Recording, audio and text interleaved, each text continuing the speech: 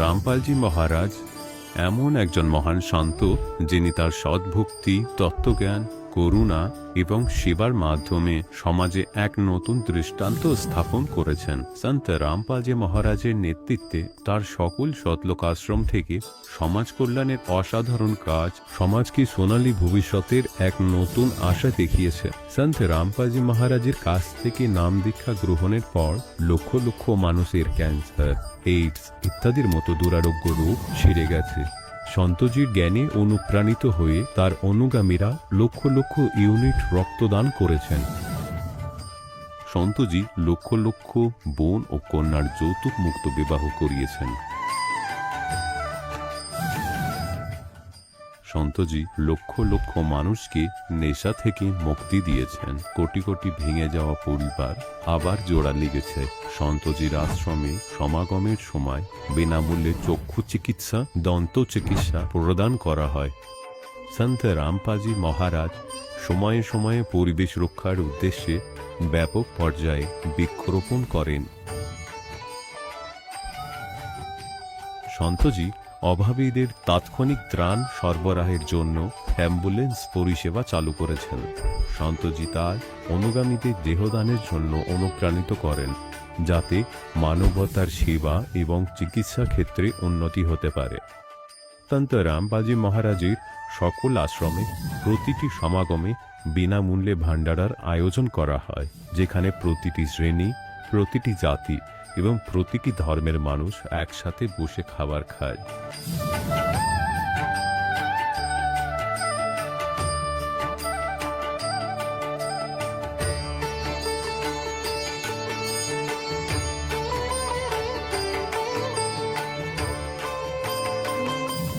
সন্ত রামপালজি মহারাজের অন্নপূর্ণ অভিযান গরিব ও অসহায় মানুষের জীবনে এক নতুন শক্তি ও আশার সঞ্চার করেছে। বাড়ি বাড়ি খাদ্য সামগ্রী এবং প্রয়োজনীয় সাহায্য পৌঁছে দিয়ে সন্ত রামপালজি মহারাজ মানুষকে দুঃখ ও অসহায়তার সঙ্গে লড়াই করার ক্ষমতা দিয়েছেন।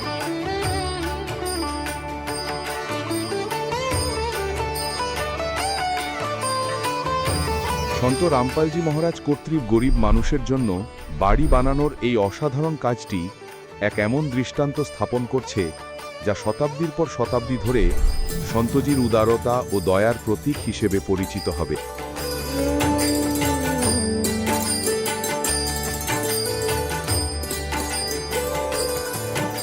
সন্ত রামপালজি মহারাজের আশ্রমে হাজার হাজার বয়স্ক মানুষ সম্মান এবং ভালোবাসার সাথে জীবনযাপনের সুযোগ পান। তাদের খাওয়া, থাকা এবং স্বাস্থ্যের সম্পূর্ণ দায়িত্ব সন্ত রামপালজি মহারাজ গ্রহণ করেন। অনাথ শিশুদের জন্য সন্ত রামপালজি মহারাজের সকল আশ্রম কোনো আশীর্বাদের চেয়ে কম নয়। এখানে শিক্ষা, সংস্কৃতি এবং ভবিষ্যতের জন্য উন্নত সুযোগ প্রদান করা হয়। বন্যা হোক, ভূমিকম্প হোক বা মহামারী, সন্ত রামপালজি মহারাজ এবং তার অনুগামীরা সবসময় অসহায় মানুষের জন্য সবার আগে দাঁড়িয়ে থাকেন। কোভিড মহামারীর সময় সন্ত রামপালজি মহারাজের আশ্রম থেকে কোটি কোটি মানুষের জন্য খাবার, ওষুধ এবং জীবন রক্ষাকারী সামগ্রী সরবরাহ করা হয়েছিল। দরিদ্রদের সাহায্য হোক বা কোনো শোষিত ও নিপীড়িত শ্রেণীর অধিকার ও সম্মানের লড়াই, সন্ত রামপালজি মহারাজ সবসময় তাদের কণ্ঠস্বর সরকারের কাছে পৌঁছে দিয়েছেন এবং তাদের যথাযথ ন্যায় বিচার প্রদানে গুরুত্বপূর্ণ ভূমিকা পালন করেছেন। সমাজে আধ্যাত্মিক এবং সামাজিক মূল্যবোধ সম্পর্কে সচেতনতা বৃদ্ধিতে সন্ত রামপালজি মহারাজ প্রতিটি পদক্ষেপে মানবতার সত্যিকারের সেবক হিসাবে প্রমাণিত হয়েছেন। সন্ত রামপালজি মহারাজের জীবন আমাদের শেখায় যে সত্যিকারের সেবা হলো সেই সেবা যা নিঃস্বার্থভাবে করা হয়।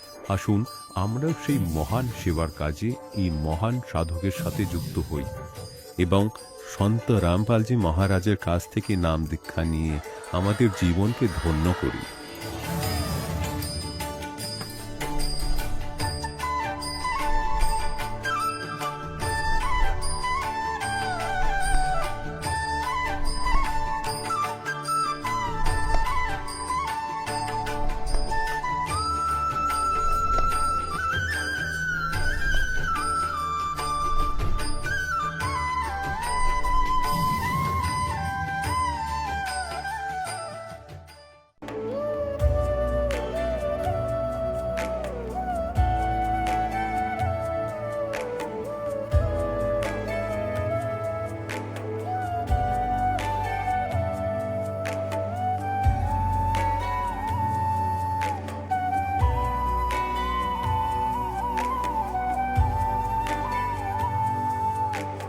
जब लग गुरु मिले ना साचा, तब लग गुरु करो 10 पाचा।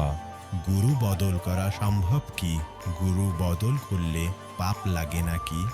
আধ্যাত্মিক এই ভূমিতে আসলেই সঠিক গুরুকে? শ্রীমদ্ ভগবদ গীতায় বর্ণিত তত্ত্বদর্শী সন্তকে এই সকল প্রশ্নের উত্তর জানার জন্য অবশ্যই শুনুন জগৎগুরু তত্ত্বদর্শী সন্ত রামপালজি মহারাজের মঙ্গল প্রবচন।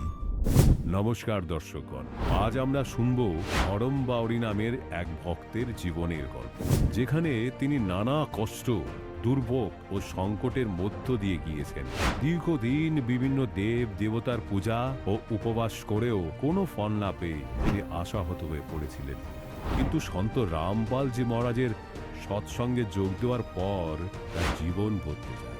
নাম দীক্ষা গ্রহণের পর তিনি কেবল মানসিক শান্তিই পাননি, বরং শারীরিক কষ্ট থেকেও মুক্তি লাভ করেছেন।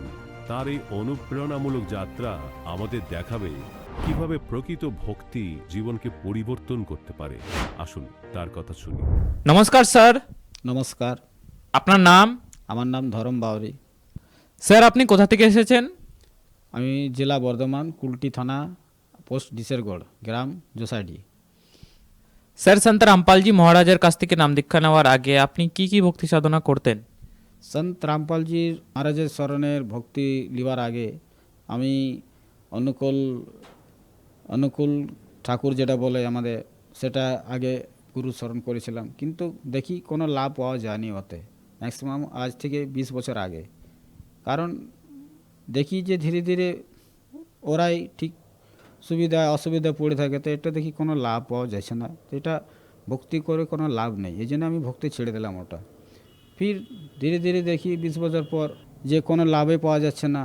সব কখনো এই মন্দিরে যাচ্ছি বিমারির জন্য, কোনো ওই মন্দিরে দৌড়ছি বিমারির জন্য, তাও প্রভু কোনো লাভ পাওয়া যাচ্ছে না। তো ফির 2020-তে যখন আমার স্ত্রী মারা যায়, ঠিক দেবী দেবতা সব পুজো করতো, কিন্তু কোনো লাভই পাওয়া যাচ্ছে না। প্রত্যেক বছর দণ্ডি উপবাস করতো, কিন্তু কোনো লাভই পাওয়া যায়নি।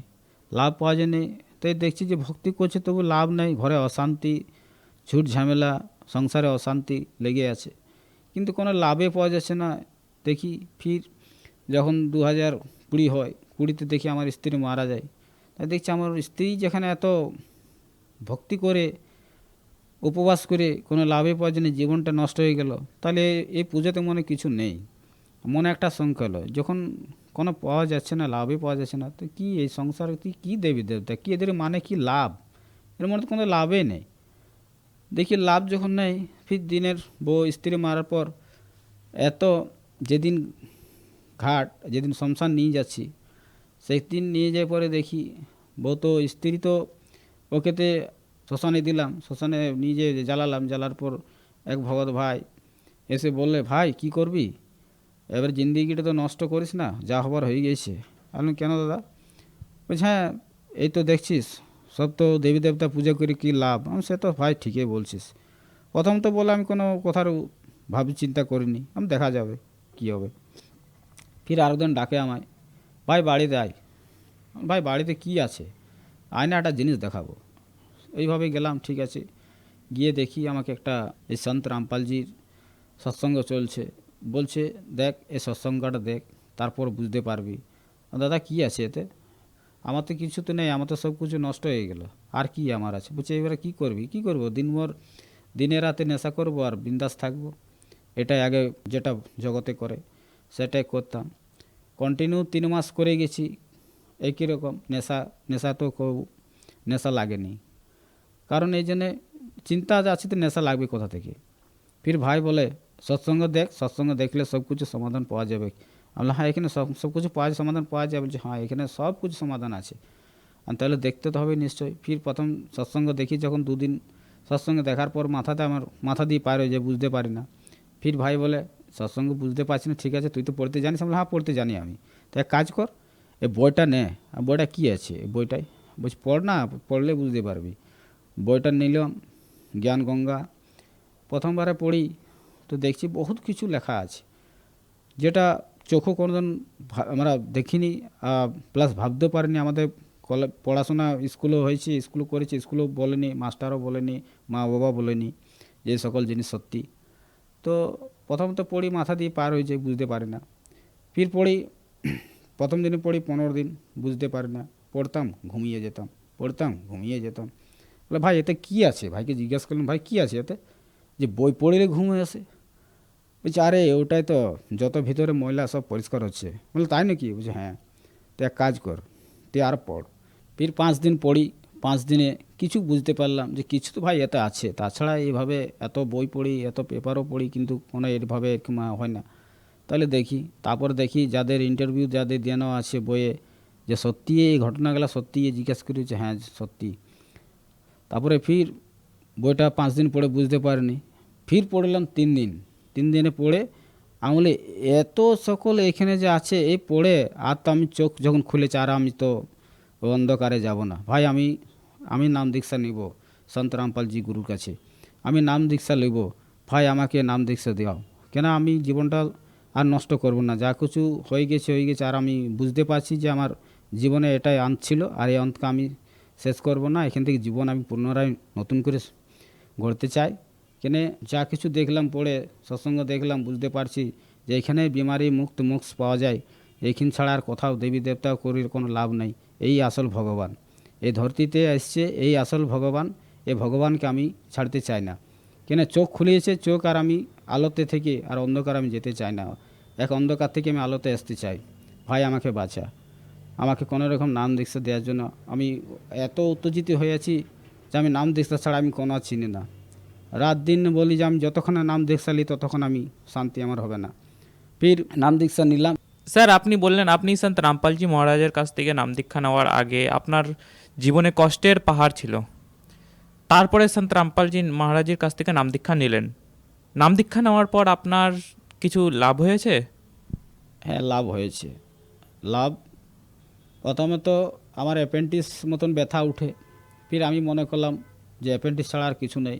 মোবাইলে সার্চ করলাম যে কোন কোন জায়গায় ব্যথা কিসের হয়। তা আমি দেখি যখন স্তনের নিচের কাছে পাশে যে ব্যথা উঠে, তো এটা দেখছি যে অ্যাপেন্ডিক্স হয়। ফির অ্যাপেন্ডিক্স আমি মনে সার্চ করলাম যে অ্যাপেন্ডিক্সে হতে পারে ব্যথা। ফির মালিককে বললাম, মালিক আমি অপারেশন করাবো না, মালিক আপনার সত্যিকারে যদি ভগবান হন তা আমাকে এই ব্যথা থেকে মুক্ত করান। নাম দীক্ষা নেওয়ার পর ধীরে ধীরে আমার ব্যথা ঠিক হয়ে যায়। মালিককে তখন আমার বিশ্বাস জেগে গেল। ফির কিছুদিন পর দিল্লি সোয়াগামে যাচ্ছে ভগত ভাইরা। তো ভাই বলে চল ঘুরে আসবি। বলে কোথায়? যে দিল্লি টিকিট করাছি, চলো এখানে সোয়াগাম যেতে হবে। আমি দাদা আমি তো যাব, কিন্তু আমার তো হাতে পয়সা নেই, কি করব? মাত্র তো এই তো কম রোজগারে আমি কী করব? কোনো খোঁজা পাওয়া যাচ্ছে না। যা আছে এ ঘটনা করে, মেয়ের বিয়ে দিয়ে, স্ত্রী কাজকর্ম পার করে সব তো আমার হাত খালি হয়ে গেছে। আমার কোমর কাকাল চলে গেছে, আর আমাকে উপরে উঠতে আমি পারছি না। ফির বলে মালিক যে দেখি ঠিক আছে, দেখ না এতে টিকিট করিয়ে দেবো আমরা, জোগাড় কর কোনো রকম। ফির যে দেখি আমি তো ভাই রেখেছিলাম 5,000 টাকা অ্যাকাউন্টে ফেলে, যে দেখি অ্যাকাউন্টে যেয়ে দেখছি আমার 11,000 টাকা পয়সা এসছে মালিকের দয়াতে। মালিক বন্দি ছোড় সদগুরু রামপালজি। অ্যাকাউন্ট দেখি, চেক করে এটিএম গিয়ে দেখি যে 11,000 টাকা এসছে। আমি তো খুব খুশি। ভাইকে এসে বললাম, ভাই আমি তো মালিক আমাকে দিয়েছে সত্যিকারে 11,000 টাকা অ্যাকাউন্টে দেওয়ার পর দেখি আমি সৎসঙ্গে দেখার জন্য দেখছি যে আমার মোবাইল নেই। মালিককে বললাম, সন্ত রামপালজি ভগবান আমাকে একটা মোবাইল জোগাড় করে দিন। মোবাইল জোগাড় করে দেখি সঙ্গে সঙ্গে ওই দিনেই অ্যাকাউন্টে দেখার পর আমি খুব খুশি হওয়ার পর মালিককে দণ্ডবোধ প্রণাম করে মালিক আমি তো একটা মোবাইল নিব, মোবাইল নেওয়ার পর টিকিট করাবো। ফির মোবাইল নিলাম, 5,000 টাকাতে একটা মোবাইল নিলাম। আর ফির দিল্লি যাওয়ার জন্য টিকিট কেটে আমি সোয়াগাম চলে গেলাম। ফির আসার পরে ভক্তিতে করছি। ফির ভক্তি করার পর কিছুদিন পর মালিককে বললাম, মালিক আমার তো খুব অসুবিধা হচ্ছে, আমার ছোট ছেলেটাকে এই ভক্তিতে নিয়ে এলাম। স্যার আপনি বললেন সন্ত রামপালজি মহারাজের কাছ থেকে নাম দীক্ষা নিয়ে আপনার অনেক লাভ হয়েছে। তো যেই দর্শক আপনাকে এখন টিভিতে দেখছে তাদেরকে আপনি কি বার্তা দিতে চান?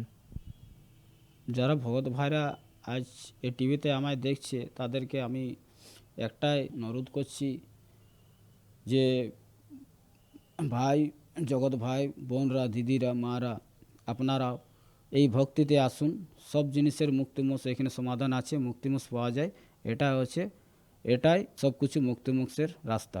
আপনাদেরও বলি যে এই সন্ত রামপালজি মহারাজের শরণে আসুন আর জীবনকে কল্যাণ করুন। ধন্যবাদ স্যার। ধন্যবাদ। দর্শকগণ, এখন আপনি শুনলেন সন্ত রামপালজি মহারাজের থেকে দীক্ষা গ্রহণ করে সুখী হওয়া ভক্তের অভিজ্ঞতা। এখন দেখুন জগৎগুরু তত্ত্বদর্শী সন্ত রামপালজি মহারাজের মঙ্গল প্রবচন। তারপর অক্ষর ব্রহ্ম, তাকে অক্ষর পুরুষ বলো বা অক্ষর ব্রহ্ম বলো, সে 7 শঙ্খ ব্রহ্মাণ্ডের স্বামী এক্ষুনি বলেছিলাম। আর উত্তম পুরুষ হেতু অন্য পরমাত্মা ইতি উদাহরতে 15তম অধ্যায়ের 17তম শ্লোকে, গীতা অধ্যায় নম্বর 8 শ্লোক নম্বর 3 বলেছেন যে উনি পরম অক্ষর ব্রহ্ম। এবার গীতা জ্ঞানদাতা বলেছেন যে আমার সাধনা করলেই আমাকেই প্রাপ্ত হবি, জন্ম মৃত্যু তোরও থাকবে আমারও থাকবে। এবং ওই তত্ত্বদর্শী সন্তের খোঁজ করে ওই পরম অক্ষর ব্রহ্মের সাধনা করলে তাকে প্রাপ্ত হয়ে যাবি, ফের কখনো তো জন্ম মৃত্যু হবে না। এতটাই জ্ঞান আছে এই পুরো গীতায়। এবার দেখবেন আমরা পড়ছি অধ্যায় নম্বর 7 মন্ত্র নম্বর 29। এটা তো দাস আপনাকে সংস্কৃত থেকে অনুবাদ করলো। এবার দেখবেন তাদের অনুবাদ, যে আমার স্মরণ হয়ে জড়া এবং মরণ থেকে মুক্তির জন্য প্রচেষ্টা করে। জড়া মানে লেখেইনি তারা কি হবে, জড়া মানে বার্ধক্য, বৃদ্ধ অবস্থায় কষ্ট। এই জীবের ওপর দুটি দুঃখ হলো সবচেয়ে ভারী। এক হলো বৃদ্ধ অবস্থা, সমস্ত অঙ্গ শিথিল হয়ে যায়, কত রোগ ঘিরে ফেলে।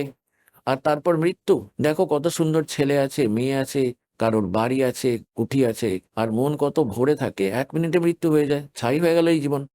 তাই এখানে এতে বলেছে যে যারা জড়া এবং মরণ থেকে মুক্তির জন্য প্রচেষ্টা করছে তারা তৎব্রহ্মের সঙ্গে পরিচিত। এই যে দেখুন, যে আমার শরণাগত হয়ে জড়া এবং মরণ থেকে মুক্তির জন্য প্রচেষ্টা করে ওই পুরুষ ওই ওই ব্রহ্ম মানে ব্রহ্মকে, তৎব্রহ্ম, তৎব্রহ্মের সম্পূর্ণ আধ্যাত্মকে তথা সম্পূর্ণ কর্মকে জানে। এবার দেখুন অষ্টম অধ্যায়ের প্রথম মন্ত্রে অর্জুন জিজ্ঞেস করলো, किम तत्परम किमध्यात्म किम कर्म पुरुषोत्तम अधिभूतम च किम प्रोक्तम अधिदेवम किम उच्यते। সে জিজ্ঞাসা করলে যে ব্রহ্ম কি, ওই তৎব্রহ্ম কি। এবার গীতা জ্ঞানদাতা 8ম অধ্যায়ের 3য় শ্লোকে বলে দিয়েছে, 8ম অধ্যায়ের 3য় শ্লোকে উনি পরম অক্ষর ব্রহ্ম। এবার পুণ্যাত্মারা, এত অদ্ভুত জ্ঞান আছে এই অমূল্য গ্রন্থতে, অমর গ্রন্থতে মানে গীতাতে, অথচ এই নকলিরা শ্রীকৃষ্ণকে সুপ্রিম পাওয়ার বলে। শ্রীকৃষ্ণ জিততে এখানে কোনো রোলই নেই। গীতাতে কোথাও পুজোর বিধি বলা নেই, পুজোর কোনো উল্লেখই নেই। সে 3 গুণ বলা হয়েছে, রজগুণ ব্রহ্মা, শতগুণ বিষ্ণু, তমগুণ শিবজি। এবার গীতা জ্ঞানদাতা কে? সে হলো ব্রহ্ম। সে এইরকমই অলৌকিক কর্ম করে, কারোর ভিতরে প্রবেশ করে তার জ্ঞান বলিয়ে দেয়। এখন এটা এই দাস আপনাদেরকে বলতে চাইছে যে গীতা জ্ঞানদাতা জ্ঞান বলছে যে আমার ভক্তি করলে আমাকে প্রাপ্ত হবে। 8ম অধ্যায়ের 5 ও 7 মন্ত্রে, 8ম অধ্যায়ের 8, 9, 10 এতে পরম অক্ষর ব্রহ্মের বিষয় বলা আছে যে তার ভক্তি করলে তাকে প্রাপ্ত হবেই, সোজা কথা। এবার দেখবেন এটা অধ্যায় নম্বর 8 আপনি পড়ছেন, আমরা 3 পড়লাম, এবার 5 পড়ব। যে পুরুষ অন্তকালেও আমাকে স্মরণ করতে করতে শরীরত্যাগ করে যায়, সে হলো আমার সাক্ষাৎ মদ্ভাবান ভাবাতি মদ্ভাবান ইয়াতি। সে আমারই ভাবে ভাবিত থাকে। এর অর্থ এটাই যে এতে কোনো সংশয় নেই। এবার সপ্তমেতে কি বলছে যে, এবার সপ্তমে বলছে যে যে এই জন্য হে অর্জুন সবসময় আমার স্মরণ করো আর যুদ্ধও করো।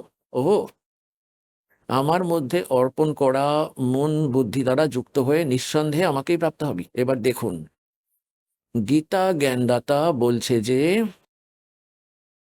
যদি তুই আমার ভক্তি করিস তাহলে যুদ্ধও করতে হবে তোকে। এখানে পরম শান্তি হওয়া সম্ভব নয়, কেননা যেখানে যুদ্ধ হয় ওখানে শান্তি কি করে হবে? অথচ যুদ্ধের সময়ও স্মরণ আবশ্যক। তো এই জন্য যারা হঠযোগ করে, জঙ্গলে বা বাইরে বনে চলে যায়, অথবা 2.5 ঘন্টা সকালে 2.5 ঘন্টা সন্ধ্যায় হঠযোগ করে, এটা গীতা এবং বেদের বিরুদ্ধে এবং সচ্চিদানন্দ ঘনব্রহ্মের বাণীরও বিরুদ্ধে। সচ্চিদানন্দ ঘনব্রহ্মের বাণীতে এই তত্ত্বজ্ঞানের লেখা আছে, लिखा है नाम उठत नाम बैठत नाम सोत जागबे नाम खाते नाम पीते नाम सेती लागबे। এটাই গীতাতেও লেখা আছে যে তুই যুদ্ধও কর আমার স্মরণও কর। আর এর স্মরণ করে অন্তিম শ্বাস পর্যন্ত তুই আমার স্মরণ করতে করতে শরীর ছেড়ে যাবি, তাহলে আমাকেই প্রাপ্তি হবে। নিজের নাম নিজের মন্ত্র কি বলছে দেখুন, গীতা অধ্যায় নম্বর 8 শ্লোক নম্বর, এখন 13তে গীতা জ্ঞানদাতা কি বলেছে, ओम इति एकाक्षरम ब्रह्म व्यवहरण माम अनुसमरण ये प्रयाति तदन्देहम सयाति परमाम गतिम। আমি ব্রহ্মের, মাম ব্রহ্ম, আমি ব্রহ্মের, কেবল এই ওম একটি অক্ষর আছে, নাথিং লেস, ওম অক্ষর আছে। এই যে ওম ওম, এটাই একটা ওম অক্ষর আছে। আর স্মরণ করে, উচ্চারণ করে, স্মরণ করে, আর ইয়ে পারিয়াদি তেজন দেহম, যে এ স্মরণ করতে করতে শরীর ছেড়ে যায়, সেই আতি পরমাম গতিম, সে এই ওম থেকে পাওয়া পরম গতিকে প্রাপ্ত করবে, পরম গতিকে। এবার ওম থেকে পাওয়া পরম গতি কোনটি? ব্রহ্মলোক। কেননা ব্রহ্মের মন্ত্র হলো ওম। ওম মন্ত্র জপ করলে ব্রহ্ম প্রাপ্ত হবে। আর ব্রহ্মলোকে চলে যাওয়া প্রাণীরাও পুনরাবৃত্তিতে আছে, অষ্টম অধ্যায়ের 16তম শ্লোকে লেখা আছে। এই যে দেখবেন অষ্টম অধ্যায়ের 16তম শ্লোকে, যে হে অর্জুন, ব্রহ্মলোক পর্যন্ত সমস্ত লোক পুনরাবৃত্তিতে আছে। হায় হায়, ব্রহ্মলোকে চলে যায়, তাদেরও জন্ম মৃত্যু হয়ে থাকে। এখানে সামনে একটু ভুল করে ফেলেছে, পরে বোঝাবো, এখন সময় নেই। এখন যেটা দাস আপনাদেরকে বোঝাতে চাইছে, যে গীতা জ্ঞানদাতা নিজের মন্ত্র ওম বলছে, এবং তার থেকে পাওয়া পরম গতিটি ব্রহ্মলোক। ব্রহ্মলোকে চলে গিয়েও ফের পুনরাবৃত্তি, জন্ম মৃত্যু ফিরে আসে, এবং নিজের স্থিতি বলছে দ্বিতীয় অধ্যায়ের 12নব শ্লোকে, দশম অধ্যায়ের 2য় শ্লোকে, চতুর্থ অধ্যায়ের 5 ও 9 শ্লোকে, যে অর্জুন, তোর আর আমার অনেকগুলো জন্ম হয়ে গেছে এবং পরেও হতে থাকবে, এটা ভাবিস না, তুই জানিস না, আমি জানি। এই জন্য সে বলল যে 18তম অধ্যায়ের 62তম শ্লোকে, যে তুই সর্বভাবে ওই পরমেশ্বরের স্মরণে যা, তার কৃপাতেই তুই পরম শান্তি এবং সনাতন পরম ধাম প্রাপ্ত হবি। এবং তার মন্ত্র কোনটি?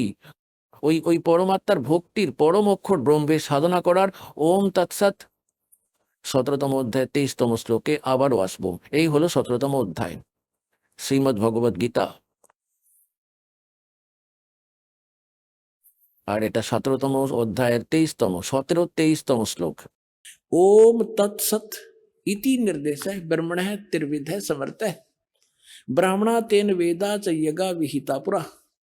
ओम ओम तत् तत् सत सत। এই রকমই এই 3 প্রকারের সচ্চিদানন্দ ঘন ব্রহ্ম, ওই পরম অক্ষর ব্রহ্মের মন্ত্র বলা হয়েছে এখানে। এবার সচ্চিদানন্দ ঘন ব্রহ্ম পরম অক্ষর ব্রহ্মের মন্ত্র হলো ওম তৎসৎ, তাকে পাওয়ার। ওম তো পুনাতারা সহজ, এটা ব্রহ্ম খড়পুরুষের, এবং যে তৎ আছে সেটা অক্ষর পুরুষের, ওটা সাংকেতিক কোড ওয়ার্ড আছে, তো এই দাসের কাছেই আছে, এই পৃথিবী বিশ্বের কারো কাছে নেই। আর সৎ যেটা, এটা পরম অক্ষর ব্রহ্মের, এটাও কোড ওয়ার্ডে আছে, সাংকেতিক শব্দ। ওম আর তৎ, যে সাংকেতিক শব্দটি আছে, এই দুটো মিলে সৎ নাম হয়, 2 অক্ষরের। এবং যাদেরই আজ অবধি মোক্ষ হয়েছে, এই মহাপুরুষরা এই সৎনাম জপ করেছেন। এবং যে সৎ আছে, এটা সার নামের দিকে সংকেত দিচ্ছে, এটাও এক অন্য মন্ত্র আছে, যে ভক্তদের প্রাপ্ত হয়ে গেছে তারা খুব ভালোভাবে জানে। এবার অষ্টম অধ্যায়ের 8, 9, 10 তিনটি শ্লোকে গীতা জ্ঞানদাতা এই পরম অক্ষর ব্রহ্মের সাধনার জন্য বলেছেন। ওনার ভক্তি করলে ওনাকেই প্রাপ্ত হবি, আমার করলে আমাকে প্রাপ্ত হবি। আমার ভক্তি করলে জন্ম মৃত্যু তোরও থাকবে, আমারও হতে থাকবে, সনাতন পরম ধাম প্রাপ্ত হবে না, পরম শান্তি হওয়া সম্ভব নয়, ওই স্থান প্রাপ্ত হওয়া সম্ভব নয় যেখানে যাওয়ার পর ফিরে পুনরায় সংসারে আসে না। আর এগুলো ছাড়া পূর্ণ মুক্তিও সম্ভব নয়, পরম শান্তিও সম্ভব নয়, আর এই জন্ম মৃত্যুর কষ্টও মিটবে না। এবার দেখবেন শ্রীমদ্ ভগবদ গীতা অষ্টম অধ্যায়ের 8, 9, 10 আপনাদের সামনে তুলে ধরব। অধ্যায় নম্বর 8-এর, আর এখান থেকে শুরু করব। এই অবধি তো সে তার নিজেরটা বলে দিয়েছে, যে হে অর্জুন, সপ্তম অবধি যে হে অর্জুন, এই জন্য হে অর্জুন সবসময় আমার স্মরণ করো আর যুদ্ধও করো। এই প্রকার আমার মধ্যে অর্পণকারী মনোভাব দ্বারা যুক্ত হয়ে নিঃসন্দেহে আমাকেই প্রাপ্ত হবি। আর তারপর অষ্টম থেকে কি বলছেন, आय हाय। अब अभ्यास योग युक्तेन चेतसा न न अन्य गामिना परमं पुरुषम दिव्यम याति पार्थ अनुचिंतन এখানে দেখুন, হে পার্থ, হে পার্থ, এটাই নিয়ম আছে যে পরমেশ্বরের, ওহো, দেখুন পুণ্যাত্মারা, ডেফিনেশন অফ গড কি এটাও আজ অব্দি আমাদেরকে বলতে পারেনি আমাদের নকল ধর্মগুরুরা। ঈশ হলো খর পুরুষ, ঈশ্বর হলো অক্ষর পুরুষ, আর পরমেশ্বর এই সবের থেকে উত্তম। পরমেশ্বর হলো সচিদানন্দ ঘন ব্রহ্ম, উনি পরম অক্ষর ব্রহ্ম। তারপর এখানে বলছে যে ওই পরমেশ্বরের ধ্যান করলে, উনার ভক্তি করলে উনাকেই প্রাপ্ত হয়। হে পার্থ, পরমেশ্বরের ধ্যানের অভ্যাস রূপ যোগ দ্বারা, এটা নয়, অভ্যাস যোগ যুক্তেন, যে মন্ত্র বলেছি তার অভ্যাস করলে এবং অন্য কোনো দিকে না যাওয়া চিত্তে, অর্থাৎ অন্য কোনো সাধনা করা ব্যক্তি এবং নিরন্তর চিন্তন করতে করতে পরম দিব্যম পুরুষম, পরম প্রকাশরূপ নেই, পরম দিব্য পুরুষকে, অর্থাৎ ওই পরমেশ্বরকে, পরম অক্ষর ব্রহ্মকেই প্রাপ্ত হয়, অন্য কাউকে নয়। এবার দেখুন নবমে কি বলছেন। অষ্টম তো আমরা পড়লাম, এটা নবম। অষ্টম এটা পড়ে নিলাম, এবার নবম। এখানে লেখা আছে যে, এখানে কবিয়ম শব্দ লেখা আছে, এটাকে এখন ছেড়ছাড় করবো না, লম্বা বিষয় হয়ে যাবে। ওনারা এর অর্থ দিয়েছেন যে সর্বজ্ঞ। কবিয়মের অর্থ হলো কবির দেব, লিখতে হতো যেই কবির দেব অনাদি, সবার নিয়ন্ত্রক, সূক্ষ্ম থেকে অতি সূক্ষ্ম, সবার ধারণ পোষণকারী, অচিন্ত স্বরূপ, ওই হয়ে সূর্যের সদৃশ্য, নিত্য চেতন, আদিত্য বর্ণম, সাকার পরমাত্মা, তেজময় শরীর যুক্ত। এর অর্থ এটাই হয়। অবিদ্যা হতেই ঊর্ধ্বে, অর্থাৎ অতি ঊর্ধ্বে, যাকে কেউ জানে না, ওই সচ্চিদানন্দ পরমেশ্বরের স্মরণ করতে করতে, আহা, এটা দশম, এই যে দশম শ্লোক অষ্টম অধ্যায়ের, করতে করতে ওই ভক্তিযুক্ত পুরুষ সাধক অন্তকালে যোগ বলে, যোগ মানে সাধনার শক্তিতে, দুকুটির মধ্যে প্রাণকে ভালো মতো স্থাপিত করে এবং নিশ্চল মনে ওই তিন মন্ত্রের জপ স্মরণ করতে করতে ওই দিব্যম পরমম পুরুষম, ওহো, পরম অক্ষর ব্রহ্মকে, দিব্যরূপ পরম পুরুষকে, গীতা জ্ঞানদাতা থেকে অন্য যিনি পরম অক্ষর পুরুষ আছেন তাকেই প্রাপ্ত হয়। এবার পুণ্যাত্মারা, দাস আজকে সৎসঙ্গ করতে চাইছিল যে বিষয়ের ওপর, তার ভূমিকা তৈরি হলো, 2 ঘন্টা তো ভূমিকা তৈরি হলো সবে। আজ দাস আপনাদেরকে যেটা বলতে চাইছিল যে ব্রহ্মা বিষ্ণু মহেশের স্থিতি কি এবং গীতাতে তাদের সংজ্ঞা কি দিয়েছে, এটা লম্বা বিষয় হয়ে যাবে, ফের কালকের সৎসঙ্গে শোনাবো। আর দ্বিতীয় যেটা শোনাতে চাইছিলাম যে এটাই হলো বাস্তব জ্ঞান আমাদের সদ্গ্রন্থের। আর এই রাধা স্বামীওয়ালারা কে কি কি বলেন আমাদের, যে আমাদের আমাদের গুরুর জ্ঞান তো এই গীতা বেদ পুরাণের ওপরের জ্ঞান, আমাদের গীতা আর বেদের ওসবের কোনো প্রয়োজন নেই। তাদের জ্ঞান দেখাতে চাইছিলাম, কিন্তু সময় অল্প রয়েছে। কেমন জ্ঞান তাদের কাল বলবো আপনাদের।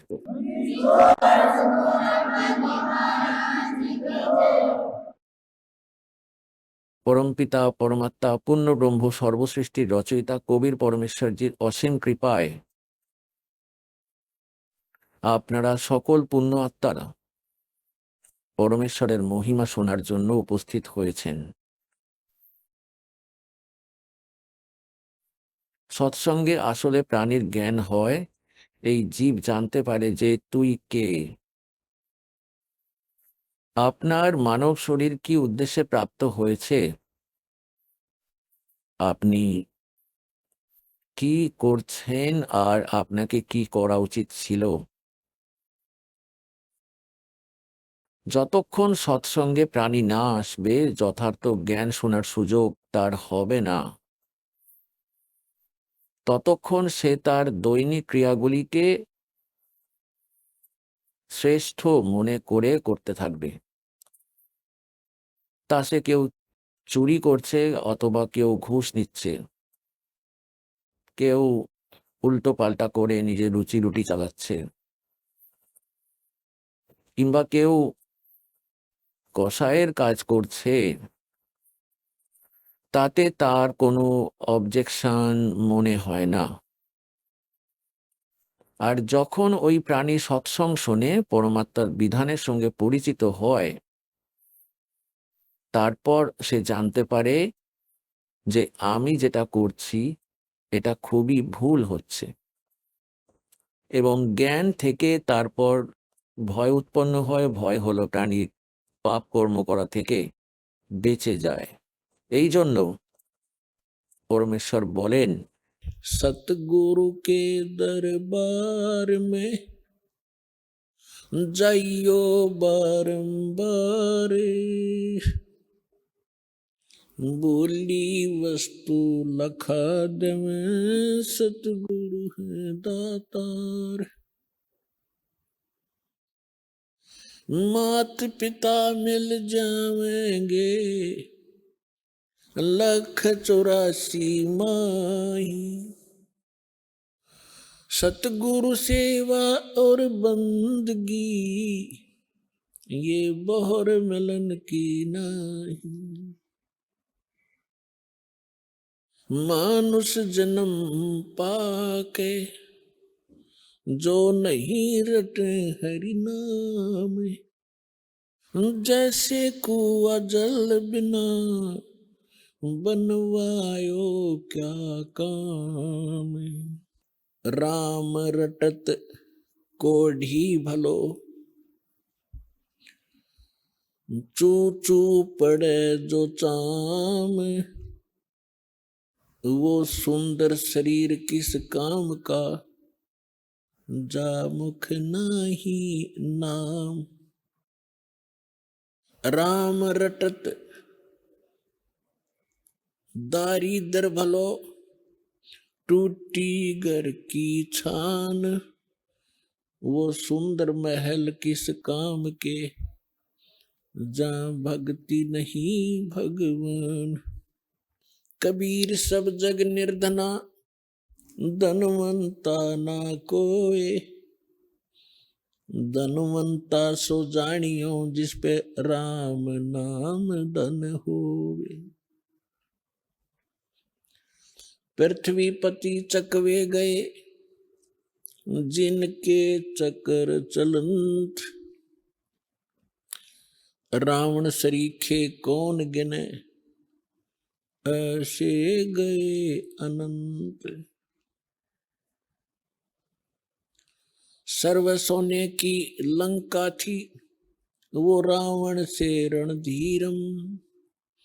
एक पलक में राज बिराजी, जम के पड़े जंजीरम।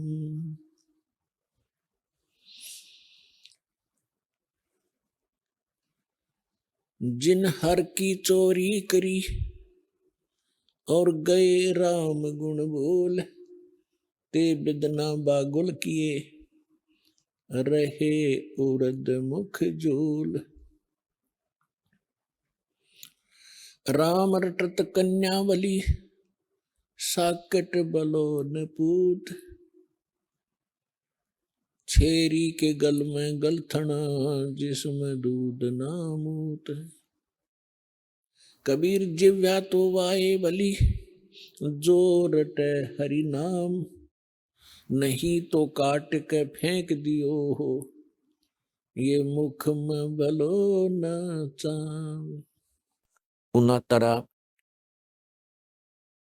সৌভাগ্য আপনার, আপনাদের এই অমর বচন, অমৃত বাণী, যথার্থ জ্ঞান এবং প্রকৃত ভগবান, যাকে সত্য সত্যপরতার সত্য সাহেব, সৎ সাহেব বলা হয়, এর বিষয়ে জানতে পারলেন।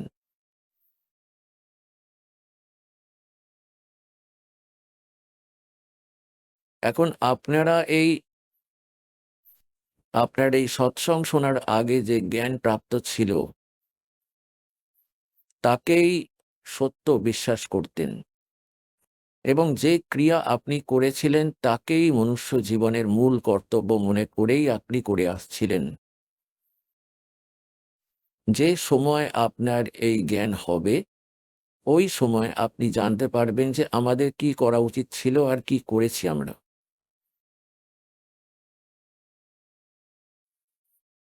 আপনারা এক্ষুনি একটি বাণী শুনলেন, के सर्व सोने की लंका थी, रावण से रणधीरम।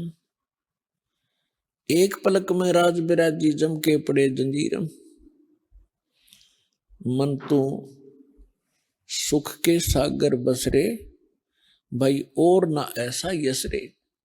আমরা এখানে ছোটখাটো খ্যাতি প্রাপ্তি করার জন্য কি করি যে না বড় বাড়ি বানিয়ে ফেলি, আর গ্রাম বা নগরের মধ্যে প্রশংসার পাত্র হয়ে যাই, বড় গাড়ি কিনে ফেলি এবং কোনো উচ্চ পোস্ট প্রাপ্ত করে কোনো এমএলএ, এমপি, মন্ত্রী, মুখ্যমন্ত্রী, প্রধানমন্ত্রী হয়ে হয়ে গিয়ে আপনারা ভাবেন যে আমাদের খুব যশ খ্যাতি হয়ে গেছে। তাই পরমাত্মার এই এই এই এই বিধান থেকে জানতে পারা যায় যে এখানকার যে যশ তা ইউজলেস,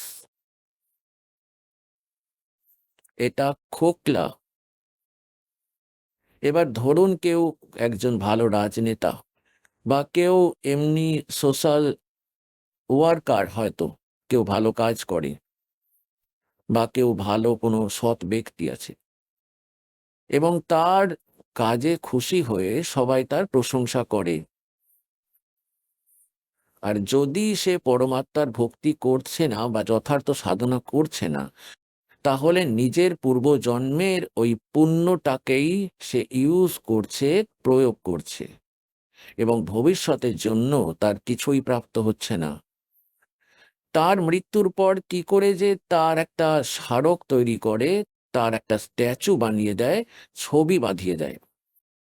বছরে একবার তার জন্মদিন আসলে বা মরণ দিন এলে তাকে স্মরণ করা হয়, ওখানে ঘষা মাজা করা হয়, তাকে মালা টালা দিয়ে তিলক টিলক পরিয়ে তাকে আরতি করে দেয় ওই দিনের জন্য। আর সত্য ভক্তি না করায় মনে করুন ওখানেই কোথাও কাক হয়ে ঘুরে বেড়াচ্ছে আর নিজের স্ট্যাচুর ওপরেই ওখানে মলত্যাগ করেছে, তার মাথার ওপর বসেই। তাই পরমাত্মা বলেন,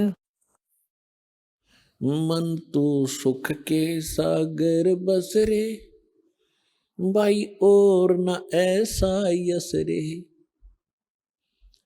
मन तो सुख के सागर बसरे, भाई और न ऐसा यसरे।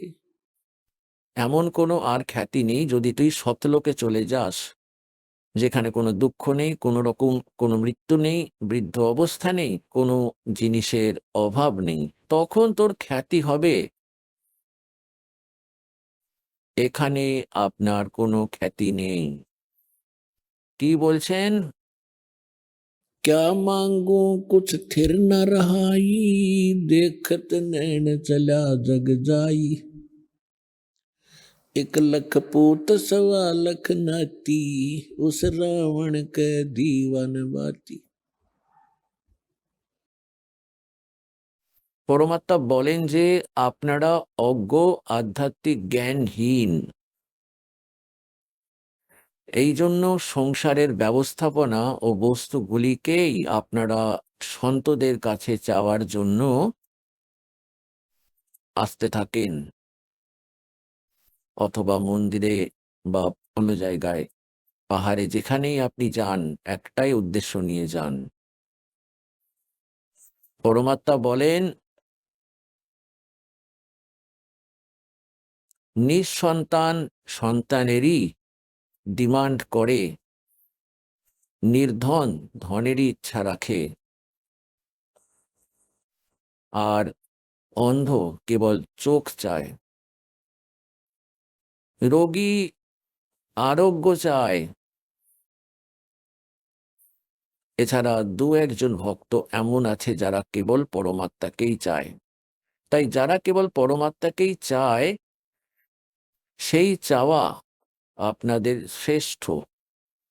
বাকিরা যারা যেই চাওয়া পাওয়ার জন্য ভগবানের ভক্তি করছেন, ঠিক আছে, আপনি যদি সন্তপূর্ণ পেয়ে যান এবং আপনি ডিমান্ড ওখানে করেন, তাহলে এই সুখ তো আপনি পেয়েই যাবেন, কিন্তু মনুষ্য জীবনের মূল উদ্দেশ্য বাকি রয়ে যাবে। তাই পরমাত্মা বলেন যে ক্যা মাঙ্গো কুছ স্থির না রাহাই और देखत नैन चला जग जाई। আমার চোখের সামনে দুনিয়া চলে যাচ্ছে ছেড়ে ছুড়ে ভরপুর পরিবারকে, ছোট ছোট বাচ্চাদেরকে। মা বাবা মারা যায় ছেড়ে দিয়ে, তারা দিশাহীন হয়ে যায়। কারোর স্বামী মারা যায়, কারোর স্ত্রী মারা যায়, কারোর সন্তান তার চোখের সামনে, সকলেই মারা যায়। ফলে পরমাত্মা মনে করিয়ে দিতে চাইছেন যে মনুষ্য জীবন পেয়ে जो नहीं रटे हरि नाम और जैसे कुआ जल बिना, फिर बनवाया क्या काम। এর মূল উদ্দেশ্য মনে করিয়ে দিতে আপনাদের বোঝাতে চাইছেন কবির পরমেশ্বরজি যে মনুষ্য জীবন পেয়ে যদি আপনি পরমাত্মার ভক্তি না করেন এবং বাকি অন্যান্য বস্তুর ডিমান্ড করেই নিজের জীবন নষ্ট করে চলে গেলেন, আপনি মনুষ্য জীবনের লাভ নিতে পারেননি। এবার পুণ্যাত্মারা, আপনাকে এই জ্ঞান বলার উদ্দেশ্য পরমাত্মার এটাই ছিল যাতে আপনারা এই নোংরা লোকের ব্যবস্থাপনার সঙ্গে পরিচিত হন খুব ভালোভাবে। আর যতক্ষণ এই কালের লোক সম্পর্কে আপনারা পরিচিত না হচ্ছেন, এটাই ডিমান্ড করতে করতে আপনি পরম পরম সন্তের কাছে এসেও একই ডিমান্ড করতে করতে নিজের জীবন বৃথা করে চলে যান। এই জন্য আপনাকে সৎসঙ্গে ডাকা হয় এবং সৎসঙ্গের মধ্যে আপনাকে যথার্থ জ্ঞান শোনানো হয়, যা পরমাত্মা আপনাদেরকে আপনাদের জন্য সুরক্ষিত করে রেখেছিলেন এখনো পর্যন্ত এই প্রজন্মের জন্য।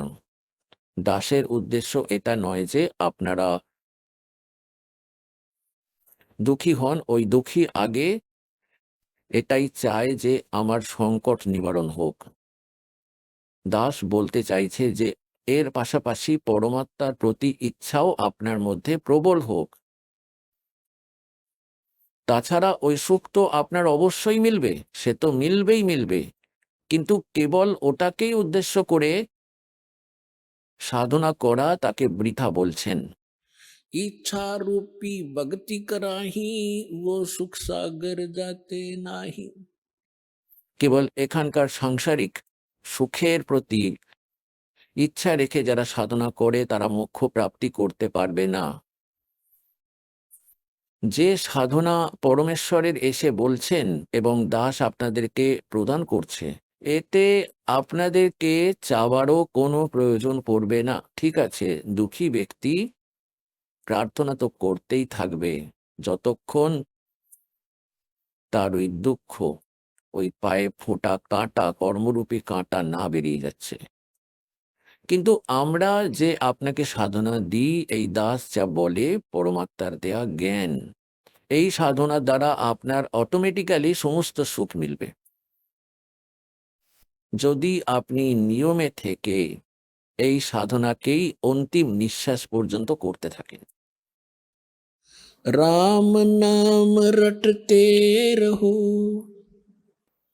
राम नाम रटते रहो, जब तक घट में प्राण, कबहू तो दीन दयाल के बनक पड़ेगी कान। অন্তিম নিঃশ্বাস অবধি এই ভক্তি করতে থাকো, আর যখন এর ফলাফল আসবে, ফল পাবেন, তখন আপনার সর্বসুখ হবে। যখন কেউ গম বোনে, যে গম বোনে তার উদ্দেশ্য ভুসি বানানোর থাকে না, খড় বানানোর থাকে না পশুদের জন্য। তার উদ্দেশ্য থাকে যে এই গম হলো জীবনদাতা, আমার বাচ্চারাও আহার প্রাপ্ত করবে আর আমরাও আহার প্রাপ্ত করতে পারব। অথচ গমের সাথে সাথেই ওই খড় তো অটোমেটিক্যালি হয়ে যায়, গমের ভুসি আপনা আপনি তৈরি হয়, তার দরকারই পড়ে না এটা ভাববার যে আমি ভুসি তৈরি করব। এখন গম প্রাপ্তির উদ্দেশ্য নিয়ে চাষি চাষ করে, যদি সে খড়ের উদ্দেশ্য করে গম বুনবে তাহলে সেটা পরিপক্ক হতে দেবে না, ওটা আগেই কেটে দিয়ে পশুদেরকে খাইয়ে দেবে, পরে নিজেও না খেয়ে মরবে এবং পরিবারও তার অনাহারে মৃত্যুপ্রাপ্ত হয়ে যাবে। এই জন্য দাস আপনাদেরকে বলে যে কেবল আপনি এই খড় ভুসি চাইবেন না। যা দাস আপনাকে বিধি বলে দিয়েছে এতে এগুলি অটোমেটিকই পাবেন। আপনি উদ্দেশ্য রাখুন মোক্ষ প্রাপ্তির। তাই দাস আপনাকে যে ভক্তি প্রদান করছে এটা গড গিভেন, এটা কোনো দুম ভাটের গীত নয়, এটা পরমাত্মারই দেওয়া বিধান যেটা আপনাদের সামনে তুলে ধরা হচ্ছে। আর যেই মহাপুরুষদের পরমাত্মা মেলেন তাদেরও একই সাধনা বলা হয়েছিল যা আজ আপনারা সুযোগ পাচ্ছেন। তাই দাস আপনাকে বারবার একই প্রার্থনা করে আপনার কাছে যে এই ভক্তিকে সফল করুন। এই ভক্তি অসফল কি করে হয়? এক তো জ্ঞান কমজোর হলে আপনার। এই বিষয়ে পরমেশ্বর বলেন যে ज्ञान संपूर्ण हुआ नहीं, हृदय नहीं छदाए, इस देखा देखी भक्ति का भाई रंग नहीं ठहरावे। যতক্ষণ আপনার জ্ঞান সম্পূর্ণ না হবে আপনার হৃদয়ে বিষয়টা গেঁথে যাবে না যে এর চেয়ে আলাদা আর কোনো জ্ঞান নেই, আর এর চেয়ে বড় কোনো ভগবান নেই, এবং যে সাধনা আমরা পেয়েছি এর অতিরিক্ত এই পৃথিবীতে কোনো সাধনা নেই। ফলে আপনি অন্য কোনো স্থান দেখতে পাবেন না। দ্বিতীয় যে আমি এখান থেকে সরে গিয়ে অন্য সন্তের কাছে কল্যাণের ইচ্ছা রাখি অথবা কষ্ট নিবারণের ইচ্ছা রাখি। এই জন্য আপনাকে জ্ঞান করানো হয় প্রথমেই। পরমাত্মা বলেন যে জ্ঞান সম্পূর্ণ হুয়া नहीं, हृदय नहीं छदावे, और देखा देखी भक्तों का यूं रंग नहीं ठहरावे। ধরুন কোনো ভক্ত কাউকে বলে দিচ্ছে যে আমি এই রকম দুঃখে ছিলাম, এই সংকট আমার উপর ছিল, আর আমি ওখান থেকে নাম দীক্ষা নিলাম আর ঠিক হয়ে গেলাম। এবার এই উদ্দেশ্যেই যদি কেউ আসে, খুব ভালো কথা, যে কোনো উদ্দেশ্যেই হোক একবার এই সত্য স্থানে আসুন, তারপর আমরা তাকে জ্ঞান প্রথমে শোনাই। 2 দিন 3 দিন 4 দিন সৎসঙ্গ চলে, তো তাকে আমরা জ্ঞান শোনাই। যে উদ্দেশ্য নিয়েই আসুক, যদি সে সৎ উদ্দেশ্য নিয়ে আসে তাহলে স্বস্তি তৎক্ষণাৎ পেয়ে যাবে। ভগবান তো অন্তর্যামী, তিনি ভবিষ্যতে সব জানেন যে এর মধ্যে কি ভাবনা আছে, পরে কি কি গন্ডগোল করতে পারে, তো সেই আধারেই তাকে স্বস্তি দেওয়া হয়। এক ভক্ত বলল আমি এসেছিলাম, আসা মাত্রই আমার সুখ হলো। সেটা কিরকম? সে সব জায়গায় ঘুরে ফিরে নিল এবং সব জায়গায় গিয়ে হাঁপিয়ে গিয়েছিল। সে আর কোনো রাস্তা দেখতে পেল না। পরমাত্মা জানেন যে এবার এ টিকবে আর সে কখনো পথভ্রষ্ট হবে না, তাই স্বস্তি প্রদান করেন। অন্যান্যদের কথা জানেন পরমাত্মা যে আমরা অভ্যস্ত হয়ে গিয়েছি, যে কারোর কোনো কষ্ট হচ্ছে, চলো কোথায়, ওই যে যন্ত্রমন্ত্র তার কাছে 500 টাকা দিল, ঝাড়ফুঁক করিয়ে নিল, তুমি তোমার মতো খুশি, আমি আমার মতো খুশি।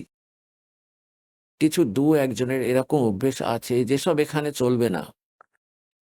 এখানে আমরা আপনাকে পরমাত্মার সঙ্গে জুড়ে দিতে চাইছি, তাহলে একটা সংকট নিবারণ হলো আপনার। পরে আপনি এখানে এলেন না, তাহলে সামনে তো 10টা আরো আসবে, আপনার ওপর আরো পাহাড় ভেঙে পড়বে। এই জন্য ডাকা হয় আপনাদেরকে। এমন জ্ঞান আর এমন ভক্তি দেওয়া হয় যাতে আপনার ভবিষ্যতের যে কর্ম, ভাগ্য কর্মে আর কোনো সংকট থাকলে সেটাও সাথে সাথে সমাপ্ত করে দেয়া হবে। তাই এখানে পরমাত্মা বলেন যে জ্ঞান সম্পূর্ণ হুয়া नहीं, और हृदय नहीं छदाया, और देखा देखी भक्ति का रंग नहीं ठहराया। এই জন্য আপনাদের এখানে ডেকে এই জ্ঞান দেওয়া হয়। তো পুণ্যাত্মারা যারাই এখানে আসে তা সে কোনো দুঃখেই এসেছে, কেউ কোনো ভক্তের প্রার্থনা করায় যে চলুন সৎসঙ্গ, অন্তত শুনবেন আপনি, ফলে তার জন্য ওটা বরদান হবে এখানে যে কোনো কারণে যে আসবে। এবং আত্মার তো পরমাত্মার প্রতি টান রয়েছেই, যুগ যুগ ধরে খুঁজছে। পরমাত্মাকে সে পেল না, সে অনেক কয়টি তার শরীর ভুগলো, ঋষি হয়ে তপস্যাও সে করে দেখলো। এখন আপনি শুনলেন সন্ত রামপালজি মহারাজের মঙ্গল প্রবচন। আসুন এখন শুনি সন্ত রামপালজি মহারাজের থেকে নাম দীক্ষা গ্রহণ করে এবং সদ্ভক্তি করে আশ্চর্যজনক লাভ অর্জনকারী অনুগামীদের অভিজ্ঞতা। নমস্কার দর্শকগণ, আজকের বিশেষ সাক্ষাৎকারে আমরা শুনব মাম্পি দেবীর জীবনের এক অনন্য পরিবর্তনের গল্প।